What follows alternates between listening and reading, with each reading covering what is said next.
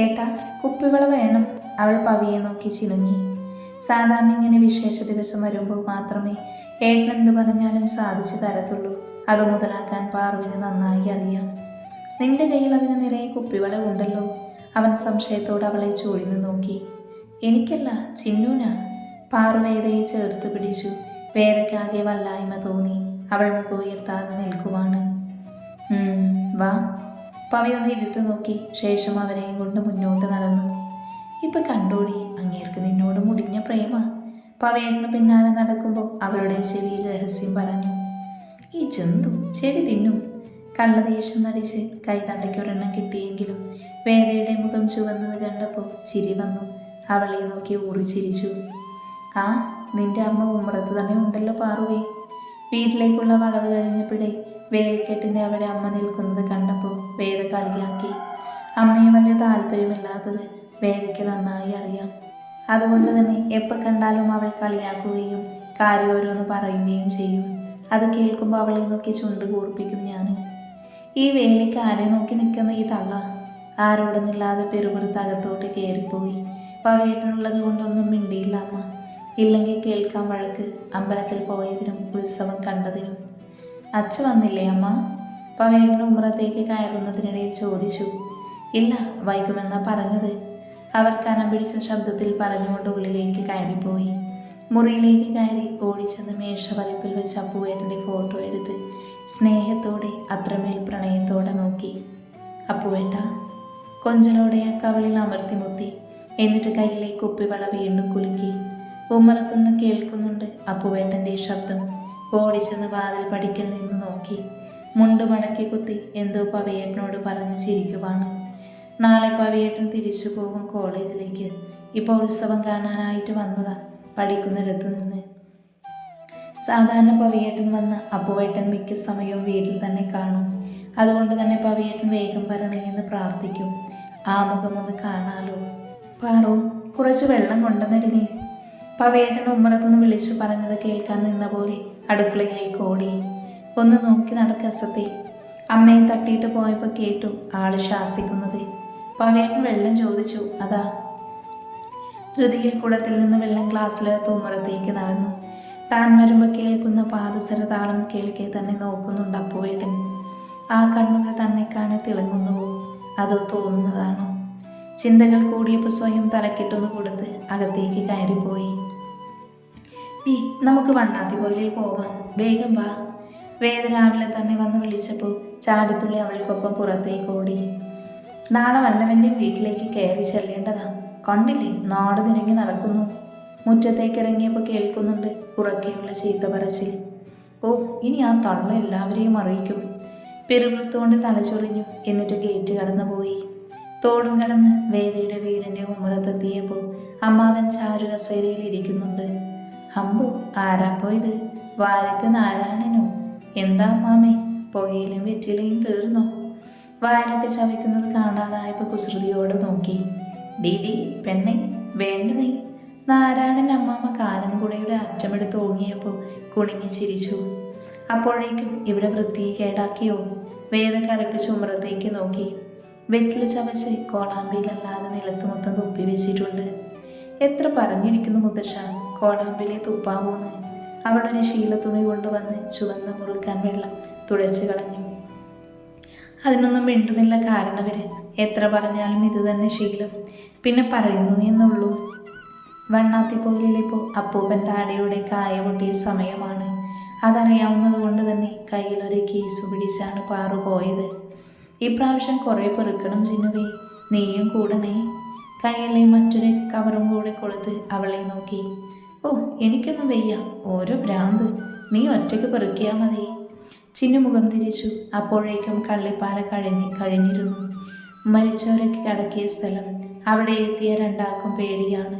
കൈ പിടിക്കാതെ നടക്കില്ല, പ്രത്യേകിച്ച് വെള്ളിയാഴ്ച. എങ്ങോട്ട് രണ്ടാളും?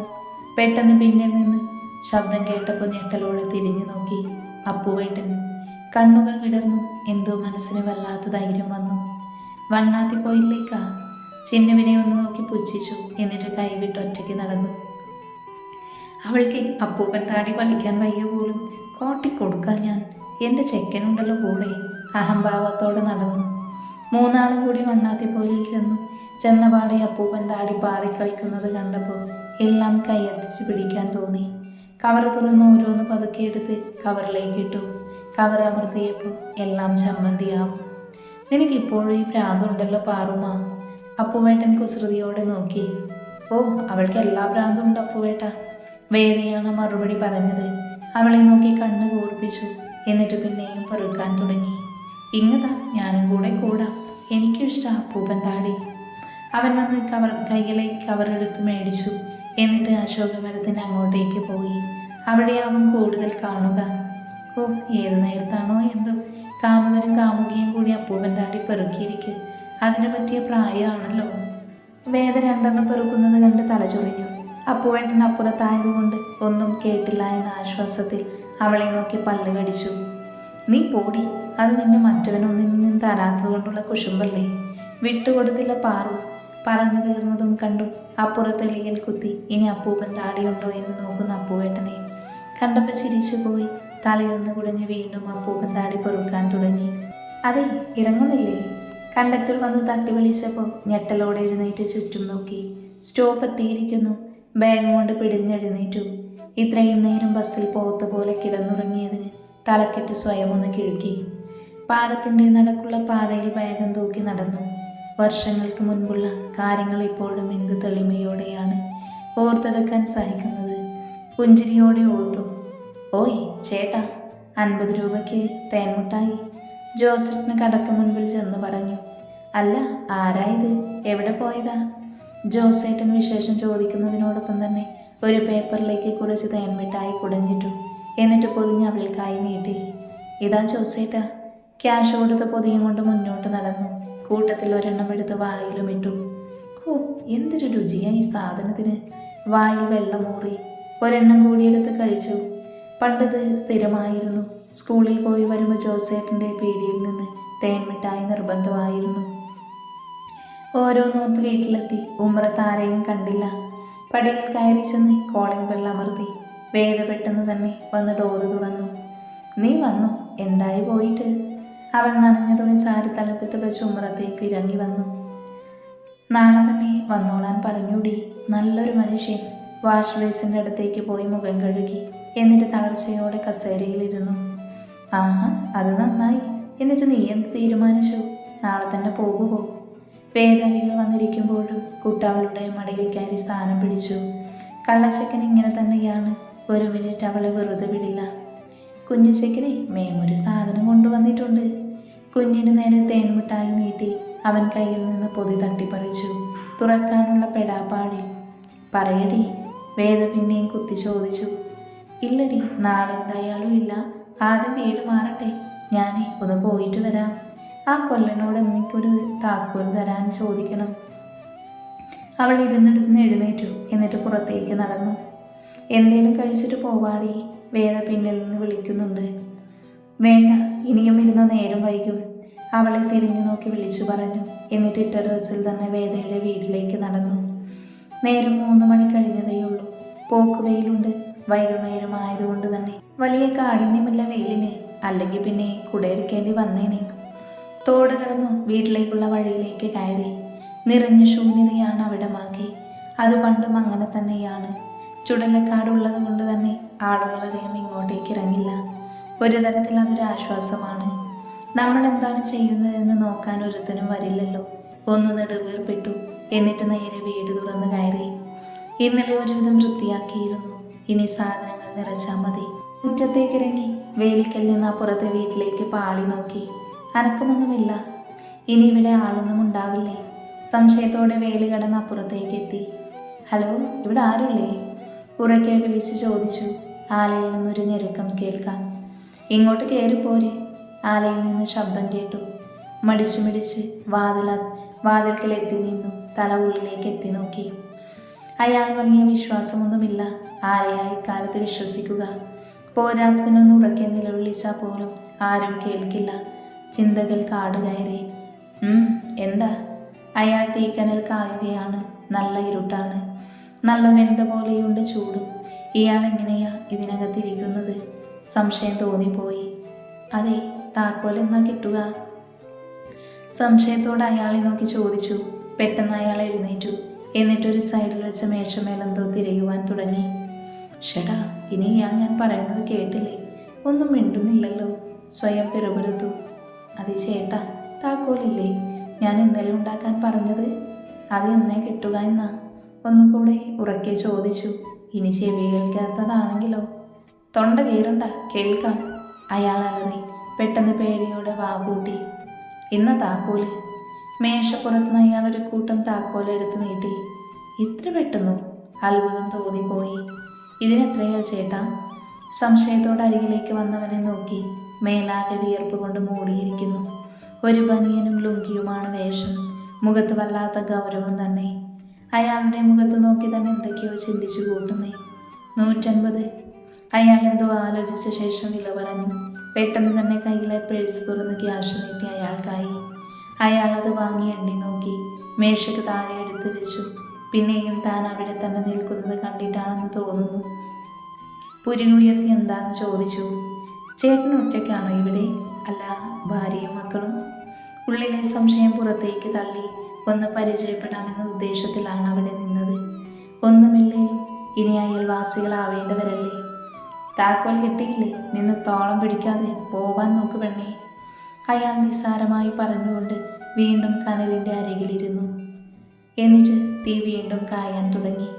ഷെടാ, ഒന്ന് പരിചയപ്പെടാമെന്ന് വിചാരിച്ചപ്പോൾ ജാടയോ? ചുണ്ടുകൊട്ടി തിരിഞ്ഞതും ആരിലോ ചെന്നിടിച്ചു നിന്നു. ഇരുട്ടിലേക്ക് ഒരുപാട് നേരം നോക്കി നിന്നതുകൊണ്ടാവാം അയാൾ 2 സെക്കൻഡ് നേരം വ്യക്തമായി കാണാൻ സാധിച്ചില്ല. ഒന്നുകൂടെ കണ്ണ് ചിമ്മി തുറന്നപ്പോൾ കണ്ടത് സത്യമോ മിഥ്യയോ എന്ന് ചിന്തിച്ചു പോയി. ഇതാ കത്തയക്കുന്ന ആളല്ലേ? അറിയാതെ പറഞ്ഞു പോയി മനസ്സിൽ.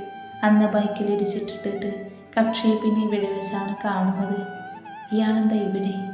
ഒരുപാട് സംശയങ്ങൾ മനസ്സിൽ വന്നു മൂടി. അത്രയും നേരം കണ്ണെടുക്കാതെ അയാളെ തന്നെ നോക്കി നിൽക്കുമായിരുന്നു എന്ന സത്യവും മറന്നുപോയിരുന്നു. എന്താ ഇങ്ങനെ നോക്കുന്നേ? അയാൾ വിരഞ്ഞൊടിച്ച് ചോദിച്ചപ്പോൾ പെട്ടെന്ന് സ്വബോധം വീണ്ടെടുത്ത് അയാളിൽ നിന്ന് മാറി നിന്നു. രവി, നീ ഇന്ന് വന്നോ? 2 ദിവസമാവുമെന്ന് പറഞ്ഞിട്ട്. അപ്പോഴേക്കും ആലക്കുള്ളിൽ നിന്ന് കൊല്ലൻ പുറത്തേക്ക് വന്നു. ഓ രവി, അപ്പം അതാണ് ഇയാളുടെ പേര്. കത്തയക്കുന്നവനെ നോക്കി പെറുപിറുത്തു. ഇന്ന് കേസുകൾ കുറവായിരുന്നു അണ്ണ, അതായിരുന്നു പോന്നത്. താനൊരാൾ അവിടെ ഉണ്ടെന്ന് പോലും ശ്രദ്ധിക്കാതെ രണ്ടാളും സംസാരിക്കാൻ തുടങ്ങി. എന്നാലും ഇയാൾക്കെന്താ ഞാൻ കണ്ടുപിടിച്ചെന്ന പേടി പോലും ഇല്ലാത്തത്? ഒന്നുമില്ലെങ്കിലും എനിക്ക് സ്ഥിരമായി കത്തയക്കുന്നവനല്ലേ. ഇന്ന് 2-1 അറിയണം. രണ്ടും കൽപ്പിച്ച് തിരിഞ്ഞ് ആലക്കരികിലേക്ക് വീണ്ടും നടന്നു. അതെ, നീട്ടി വിളിച്ചപ്പോൾ രണ്ടാളുടെയും കണ്ണ് തന്നിൽ തന്നെ തറഞ്ഞു. എനിക്ക് ഇയാളോടൊന്ന് സംസാരിക്കണം. രവിയെ ചൂണ്ടിക്കാണിച്ചു. അയാളും കൊല്ലനും പരസ്പരം ഒന്നും അറിയാതെ നിൽക്കുന്നു. ഇവരിത് കുറേ നേരമായല്ലോ ഇവിടെ. എന്താണ് പ്രശ്നം? രവി തന്നെ നോക്കി പരിഹസിച്ചു. അതൊരു താക്കോൽ ഉണ്ടാക്കി കൊടുക്കാൻ പറഞ്ഞതാ. കൊല്ലൻ നിസ്സാരമായി പറഞ്ഞ് വേറെ പണിയിൽ ഏർപ്പെട്ടു. എന്നിട്ട് താക്കോൽ കിട്ടിയില്ല നിങ്ങൾക്ക്? അയാളുടെ ചോദ്യം ചെന്ന് നിന്നത് കയ്യിലെ താക്കോലിലേക്കാണ്. താക്കോൽ കിട്ടിയല്ലോ, പിന്നെന്താ? അയാളുടെ പുരികം ചുളിഞ്ഞു. ഒന്ന് വരൂ, ഇത് അതിനല്ല. ഗൗരവം പതിയെ അപേക്ഷയായി അയാളെയും കൂട്ടി അപ്പുറം പോയി. സത്യം പറ, എനിക്ക് കത്തയക്കുന്ന ആൾ നിങ്ങളല്ലേ? എന്തിനെനിക്കായി ഇങ്ങനെ കത്തയക്കുന്നത്? കൈകൾ പിണച്ചുകെട്ടി ഗൗരവത്തോടെ അയാൾക്ക് മുൻപിൽ നിന്നു. കത്തോ? അന്ന് നിങ്ങൾ ചോദിക്കുന്നത് കേട്ടു കത്തിൻ്റെ കാര്യം. ഞാനെന്തിനാ നിങ്ങൾക്ക് കത്തയക്കുന്നത്? അയാളിൽ ബാഹ്യമായ ചിരിവിരിഞ്ഞു. നിങ്ങളല്ലാതെ പിന്നെ അന്ന് നിങ്ങളാണ് എൻ്റെ കണ്ണിനെ പറ്റി പറഞ്ഞത്. അതേ വരികളാണ് കത്തിലുണ്ടായിരുന്നതും. ക്ഷമ നഷ്ടപ്പെട്ടു. എന്നാലും അറിയാത്തൊരുവനാണ് ഇയാൾ. ചെയ്തുവെങ്കിൽ അത് സമ്മതിച്ചാലെന്താ? എന്തിനെ കള്ളം പറയുന്നേ? എൻ്റെ പൊന്നു പെങ്ങളെ, അന്ന് ഞാൻ കണ്ണിനെ കുറിച്ച് പറഞ്ഞു എന്നത് സത്യമാ. അന്ന് പറഞ്ഞത് ഓർക്കുന്നുവോ? എൻ്റെ അമ്മയുടേത് പോലെയാ കണ്ണെന്നാണ് ഞാൻ പറഞ്ഞത്. അതിനർത്ഥം എന്താണ്? എൻ്റെ കൂടപ്പിറപ്പിനെ പോലെ തോന്നുന്നു എന്നാണ്. അല്ലാതെ ഞാൻ നിങ്ങൾക്ക് കത്തയക്കാൻ നിങ്ങളാരാ? എൻ്റെ കാമുകിയോ? അയാളുടെ ചോദ്യത്തിന് ഉത്തരമില്ലാതെ ഉഴറി. ഒന്നും മിണ്ടാതെ തലതാഴ്ത്തി. അത് കാണെ പിന്നെയും അയാൾ പറഞ്ഞു തുടങ്ങി. അന്ന് ഞാൻ മാത്രമല്ലല്ലോ ട്രെയിനിലുണ്ടായിരുന്നത്, പലരും ഉണ്ടായിരുന്നു. നിങ്ങൾ എന്നെ മാത്രമേ ശ്രദ്ധിച്ചിരുന്നുള്ളൂ എന്ന് പറയൂ. ഒരുപക്ഷെ നമ്മുടെ സംസാരം കേട്ട ആരെങ്കിലും ആയിക്കൂടെ? അയാൾ ചോദിക്കുന്നതിലും കാര്യമുണ്ട്. പതിയെ സമ്മതം മൂടി. അങ്ങനെ നിങ്ങൾ മൗനമായി പ്രണയിക്കുന്ന ആരെങ്കിലും ഉണ്ടെങ്കിൽ അത് നിങ്ങളുടെ ഭാഗ്യമല്ലേ പെങ്ങളെ? അയാൾ കൂട്ടിച്ചേർത്തു. അത് കേട്ടപ്പോൾ മുഖം വിളറി. ഏതായാലും ഞാനല്ല, അത് നിങ്ങൾക്ക് ഉറപ്പു തരാം. രവി വീണ്ടും പുഞ്ചിരിച്ചു. ഒന്നും മിണ്ടാതെ തിരിഞ്ഞു നടന്നു. എന്നാലും പിന്നെ അതാരാവും? മനസ്സ് പിന്നെയും ചോദ്യം ചോദിക്കുന്നു. ആ, എനിക്കെങ്ങനെ അറിയാനാ? ഒടുവിൽ മനസ്സിനെ ശകാരിച്ചു. അക്കാര്യം മറക്കാൻ ശ്രമിച്ചു. വീട് പൂട്ടിയിറങ്ങി. നാളെ വന്ന് സാധനങ്ങൾ ഒതുക്കി വെക്കണം. നാളെ തന്നെ മാറാനുള്ള തയ്യാറെടുക്കണം. മാധവ പറഞ്ഞതനുസരിച്ച് 2-3 ദിവസത്തിനുള്ളിൽ ഡിവോഴ്സ് ഫോർമാലിറ്റീസ് തുടങ്ങും. പിന്നെ വീട് മാറ്റമൊക്കെ ബുദ്ധിമുട്ടാവും. തിരിച്ചു വരുമ്പോൾ മനസ്സ് വീണ്ടും ഓരോന്ന് നെയ്തെടുക്കുന്ന തിരക്കിലാണ്. വീട്ടിലേക്ക് ചെല്ലുമ്പോൾ പതിവില്ലാതെ പവിയേട്ട നേരത്തെ വന്നിരിക്കുന്നു.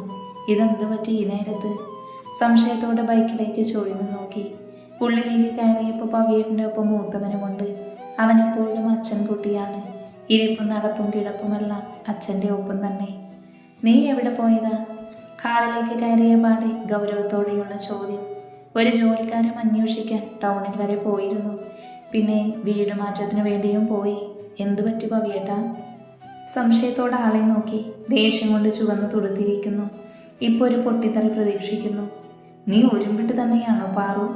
പവിയേട്ടൻ അലറി. അമ്മ പെട്ടെന്ന് അടുക്കളയിൽ നിന്ന് ഓടി വന്നു. വേദയും അവൾ അലക്കുകയായിരുന്നു എന്ന് തോന്നുന്നു. ഇട്ടിരിക്കുന്ന മേക്സിയാകെ വെള്ളം നനഞ്ഞിരിക്കുന്നു. എന്താ, നിന്നോട് ചോദിച്ചത് കേട്ടില്ലേ? വീണ്ടും അലർച്ച. പതുക്കെ പറഞ്ഞാൽ മനസ്സിലാവും ഏട്ടാ.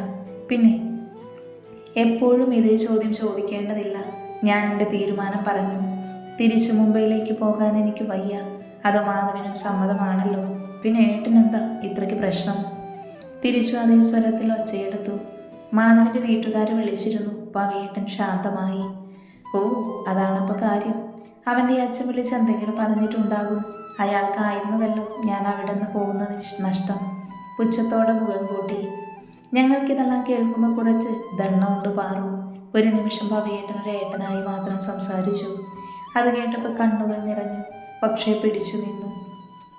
ഒന്നിനു വേണ്ടിയും ഇനി വിട്ടുകൊടുക്കരുതെന്ന വാശിയായിരുന്നു. ഏട്ടൻ എന്താണ് കേട്ടതെന്ന് എനിക്കറിയില്ല. അതിനെക്കുറിച്ച് പറയുകയും വേണ്ട. പക്ഷെ ഒന്ന് മനസ്സിലാക്കണം.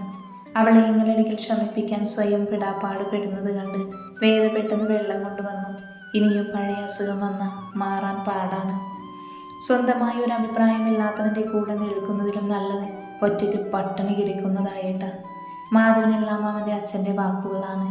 അയാൾക്കോ ഭാര്യ ഏതാണ് മരുമകൾ ഏതാണ് എന്ന് തിരിച്ചറിവില്ല. എന്നെ കയറി പിടിക്കാൻ വന്നവൻ്റെ വീട്ടിൽ നിൽക്കാൻ എനിക്ക് ബുദ്ധിമുട്ടാണ് ഏട്ടാ.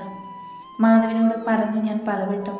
എന്നോടൊരിറ്റ് സ്നേഹം ബാക്കിയുണ്ടായിരുന്നുവെങ്കിൽ അവൻ എന്നെയും കൊണ്ട് മാറേണ്ടതല്ലേ? അച്ഛനെയും അമ്മയെയും കെട്ടിപ്പിടിച്ചിരിക്കട്ടെ. അവന് ഞാൻ ആരുമല്ല ഏട്ടാ, ഒരു കൂട്ടുകാരി. അത്രയേ അവൻ എന്നിൽ കണ്ടിട്ടുള്ളൂ. അതും ഞാൻ വഴക്കിനൊന്നും പോവാത്തത് കൊണ്ട്. അവൻ്റെ അച്ഛൻ എന്നോട് ചെയ്ത് കൊള്ളരുതായ്മയ്ക്ക് ഇന്നും ഞാൻ അനുഭവിക്കുന്നുണ്ട്. ഞാനൊരു മാനസിക രോഗി ആവേണ്ടതായിരുന്നു. തലനാരിഴക്കാണ് രക്ഷപ്പെട്ടത്. അതിൻ്റെ ഒപ്പം അവളൊന്ന് ഏങ്ങി. ചുണ്ടുകൾ വിറകൊള്ളുന്നുണ്ട്. അവൻ്റെ കുഞ്ഞിനെ വയറ്റിൽ കൊണ്ട് നടന്നതാ ഞാൻ 2 മാസം. അതും റേപ്പ്, മാരിറ്റൽ റേപ്പ്. എന്നോടൊന്ന് ചോദിക്കുക പോലും ചെയ്യാതെ മുൻഭാര്യയും മനസ്സിൽ കണ്ട് ഞാൻ മിണ്ടാതിരിക്കുമായിരുന്നു. അവൻ്റെ ഒപ്പം വീണ്ടും ജീവിക്കുമായിരുന്നു. അവൻ അന്ന് രാത്രി ആദ്യ ഭാര്യയുടെ പേര് എന്നെ വിളിച്ചില്ലായിരുന്നുവെങ്കിൽ. കുഞ്ഞു വയറ്റിലുണ്ടെന്നറിഞ്ഞപ്പോൾ സന്തോഷം തോന്നി. ആ കുഞ്ഞിന് വേണ്ടിയെങ്കിലും ഇനി ജീവിക്കാമല്ലോ എന്ന് ആലോചിച്ച്. അത് എന്തുകൊണ്ടാണെന്നോ, സ്വന്തം വീട്ടിലേക്ക് വരാൻ പറ്റാത്തതുകൊണ്ട്. അതുകൊണ്ട് മാത്രം. അവിടെയും ദൈവം എന്നെ വിട്ടുകളഞ്ഞു. അവൾ വീണ്ടും ഏങ്ങി. പതിയെ നിലത്തേക്ക് മുട്ടു ചുരുട്ടിയിരുന്നു. കൈകൾ രണ്ടും ബലം വയ്ക്കുന്നത് അവൾ അറിഞ്ഞു. പക്ഷേ പറയാനുള്ളതെല്ലാം അവൾക്ക് പറയണം. എന്തിനെല്ലാം ഇനിയും പഴികൾ കേൾക്കുന്നത്? എന്തു വന്നാലും കുറ്റം പെണ്ണിന് മാത്രം.